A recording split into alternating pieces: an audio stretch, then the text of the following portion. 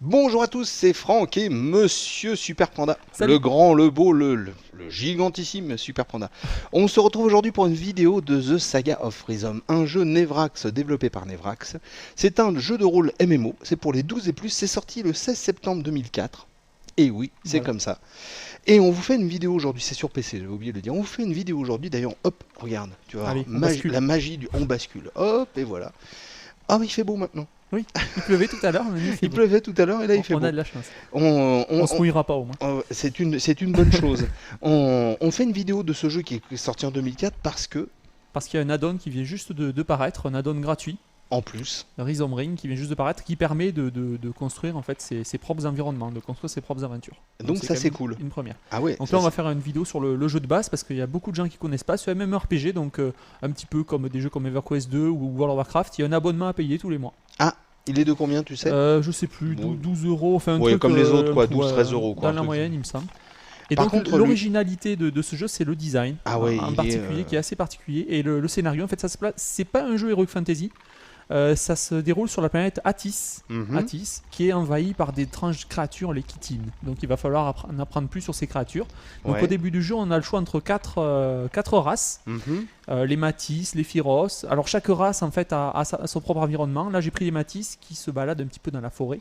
Les Phyros se baladent dans le désert. Il y a une autre race qui se balade dans les lacs, dans le pays des lacs, et une autre race, la dernière race qui se balade un petit peu dans la jungle. Et au niveau graphisme, c'est magnifique. C'est très original. Ah ouais, c'est super sympa. Les arbres sont super beaux. C'est des immenses cerisiers japonais. Voilà. Qu'est-ce que c'est que il y avait quelqu'un là? C'était quelqu'un qui... Qu'est-ce qui c'est cette dame? Ah, c'est une dame. Un téléporteur. Alors, pour se téléporter à d'autres points, il faut d'abord c'est moyen en finance. Ah. Donc, on va peut-être éviter. Oula. Parce que mon compte en banque est assez faible. Ah ouais? T'as combien de sous? On a une carte évidemment, donc on va peut-être aller en ville, dans la capitale, pour vous montrer la capitale. Donc la carte c'est très pratique pour se déplacer. Oui. C'est ultra pratique. Ce qu'il y a à dire aussi c'est pour l'évolution de carrière, en fait on choisit pas sa classe dès le départ.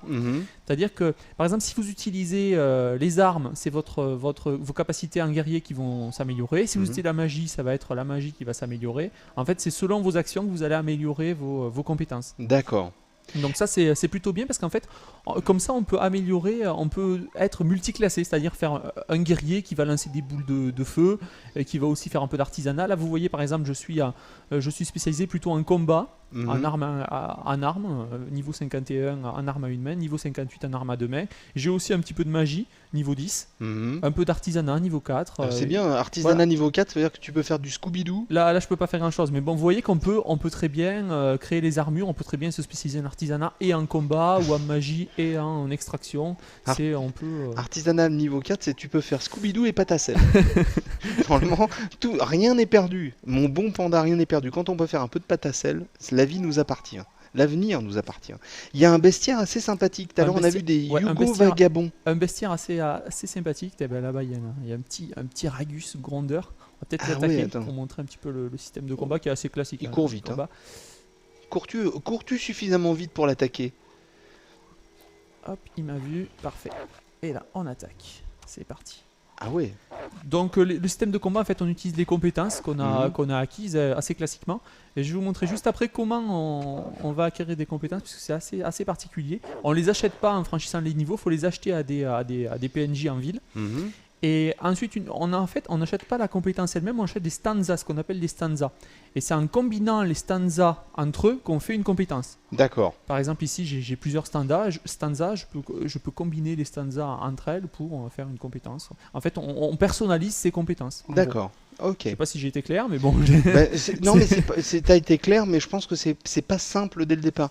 Donc, c'est quoi ce truc-là? Ça, c'est gentil. Un Bodog craintif, c'est mignon, il me ressemble un peu. Ouais, c'est tout à fait toi. Ah oui, regarde.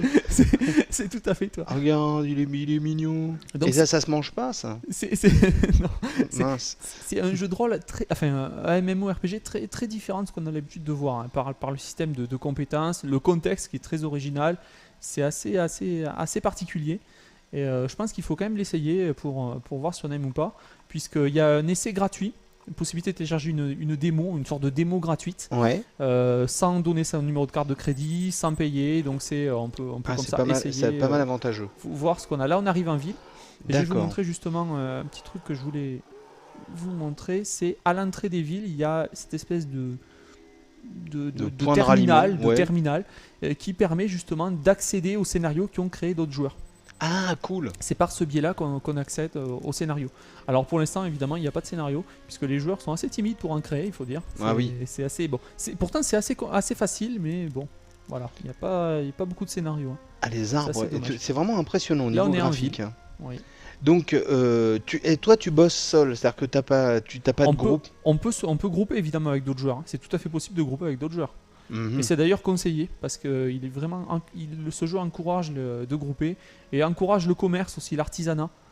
Pour avoir des armes qui valent le coup, il vaut mieux les acheter directement auprès d'autres joueurs. D'accord. Ok.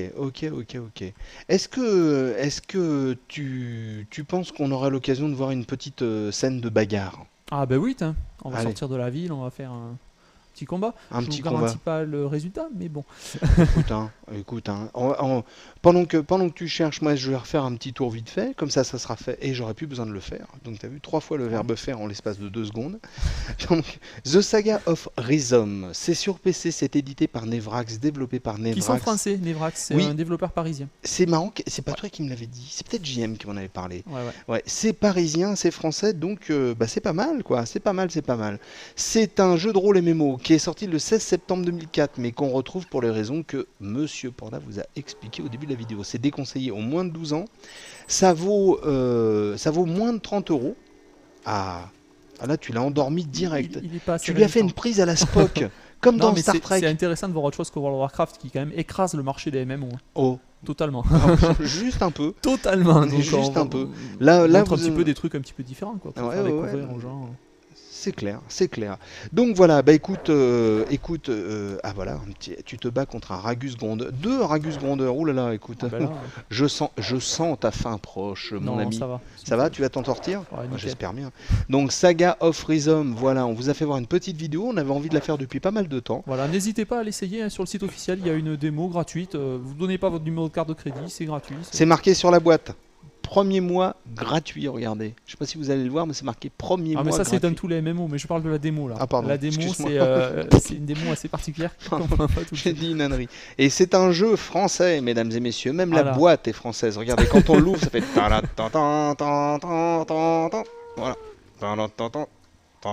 Voilà. Allez, on vous dit merci beaucoup d'avoir regardé cette vidéo. On espère qu'elle vous a plu. Pendant que mon bon panda est en train de se battre avec des ragus, et moi j'essaie de pas mourir. Voilà. On vous dit merci beaucoup. À bientôt. Ciao. Salut à tous. Ciao. Défends-toi. Oh, vite.